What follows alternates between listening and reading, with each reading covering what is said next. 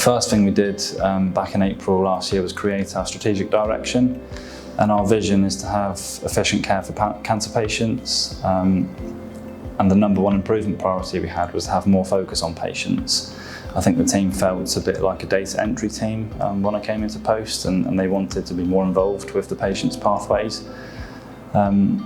So from a team perspective, I think they're happier that they've got that involvement with the patients now. Yeah, so I was appointed in April 2022, and one of the biggest problems at the time was that we had the increasing 62-day backlog, which in terms of cancer is the number of patients waiting longer than 62 days for their first treatment. And at the time the process was to track patients weekly, so the team would work through their PTL and just send an email off to the service lines. But when you've only got 62 days to get patients from referral to treatment, I thought that it was important to have more rigour and more focus around that process.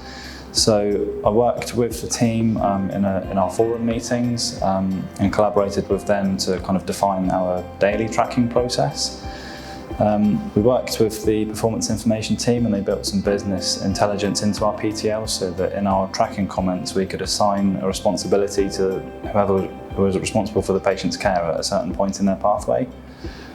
So it could be a colorectal patient, but they might need an imaging scan, so we would apply a code that assigns that patient to imaging rather than colorectal. And the way that works is just whenever the patient needs to get to the next step of their pathway, we just allocate the next code and the patient just keeps flowing through their pathway. And by reviewing that on a daily basis, we've managed to get the patients through their pathway faster. And the other part of that process is the cancer huddle, which we implemented. So when I came into post, there was an existing cancer huddle, but it only looked at the patients who were long waiters already, so patients who had breached their target. And I thought it was really important to make sure that patients were being reviewed from referral receipt to try and prevent them breaching in the first place. But we track about 2,500 patients at once, so we didn't want to bring all of them into the huddle every day. So we made sure that we've only brought patients into the huddle where they've got an outstanding action and they've been assigned to a service line for 2 or more days. So we're kind of talking about 300, 350 patients a day in the huddle. So it still takes quite some time, but I think, like I said before, that rigour and focus is really needed to make sure these patients get through their pathway as quickly as possible.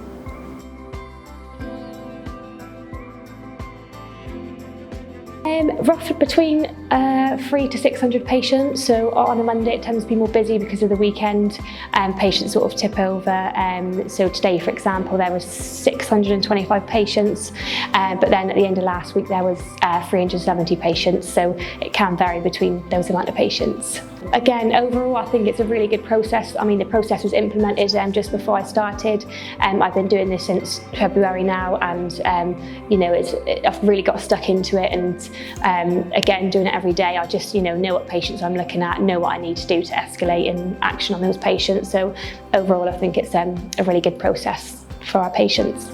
For patients, I think it's just getting them through their pathway as quickly as possible.